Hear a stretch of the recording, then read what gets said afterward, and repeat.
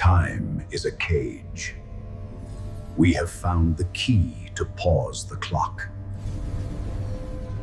Tonight, we're bringing you a special report from the very edge of what we think is possible. We're going to a place where cutting-edge science goes head-to-head with the one thing we all face, our own mortality. This is our deep dive into the world of cryonics. You know, when you boil it all down, this is really a story about stopping time. It's about making a truly radical bet on the future, a bet that we can build a bridge over that final chasm we call death. So, what's the big idea here? Well, the core promise of cryonics is audacious, to say the least. It's the promise to hit the pause button on life right at the moment of legal death, all in the hope that some future generation will have the know-how to press play once again. Now, pay close attention to the wording here, because it's absolutely crucial.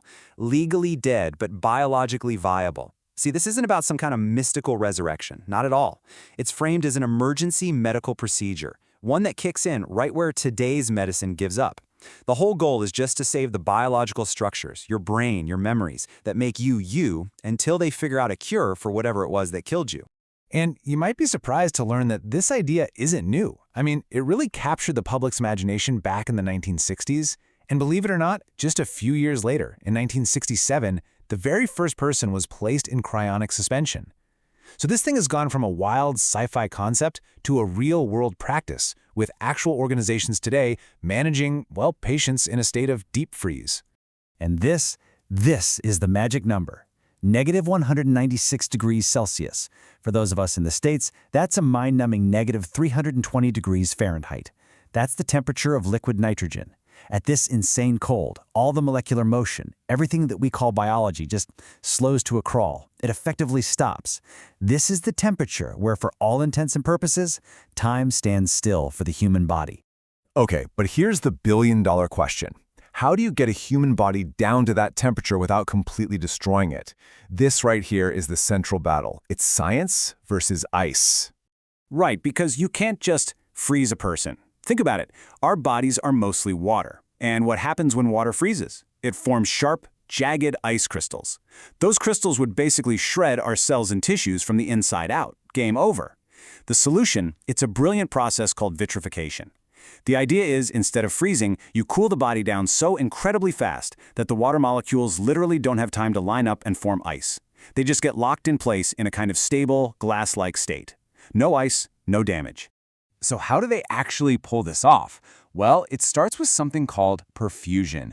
The body's water is slowly replaced with this chemical cocktail of cryoprotectants. Think of it as a super advanced medical-grade antifreeze. Then comes the rapid cooling, getting the body into that glassy, vitrified state. And finally, it's placed into long-term storage, perfectly stable and unchanging, submerged in liquid nitrogen.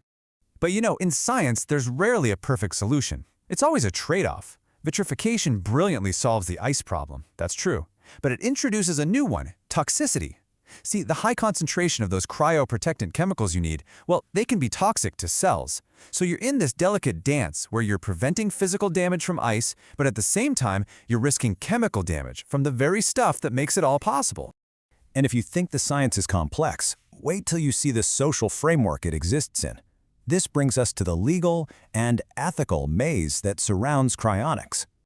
I mean, it's the first question everyone asks, right? Is this even legal? And you'd think the answer would be a simple yes or no, but it's not. It's really ambiguous. These organizations are operating in a legal gray area, constantly clashing with health departments over the fundamental definition of their patients. Are they deceased human remains to be handled by a mortuary? Or are they patients under long-term care waiting for future medicine? And the stakes here are unbelievably high. Just listen to this. This quote is from an actual lawsuit filed by the Alcor Foundation when authorities were threatening their work. They were facing the very real possibility of having to turn over their patients, people who entrusted them with their future, for burial or cremation. This is not some abstract philosophical debate. This is real. And beyond the courtroom battles, you get into these profound ethical questions. Cryonics forces us to ask, what even is death anymore? If someone is revived 100, 200 years from now, are they still them? Who gets to do this? Is this a technology only for the rich? And think about this. Can you really give informed consent to being brought back in a future that is completely, totally unimaginable to you? These are the questions that science alone just can't answer. So with all these challenges, scientific, legal, ethical, what's the path forward? Well, the people who believe in this are looking toward a whole bunch of future technologies converging to hopefully make revival a reality. And let's be crystal clear about something. While preserving a person with ice damage is an incredible scientific feat, it's only half the journey. The real goal, the entire point of this whole endeavor, is revival. And as of today, that has never been achieved in a human. It remains a profound hope for what's to come. Realizing that hope, well, it probably depends on huge breakthroughs in a bunch of other fields. Proponents are banking on things like nanotechnology, the idea of microscopic machines that could one day go in and repair cellular damage, maybe even fix that toxicity problem. They're looking at regenerative medicine and stem cells to regrow damaged tissues. AI is already being used to model and improve the process. It's really an all-hands-on-deck kind of scientific dream. And all of it, brings us to our final and maybe most important question. If this technology actually succeeds, it's going to force us to rethink not just what it means to die, but what it truly means to live. And that's the question we're going to leave you with tonight. If science one day really can offer a second chance at life, who gets to take it? And what kind of a world will they wake up to?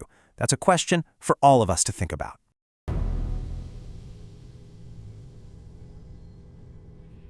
The vigil begins. We sleep today to wake in a different era.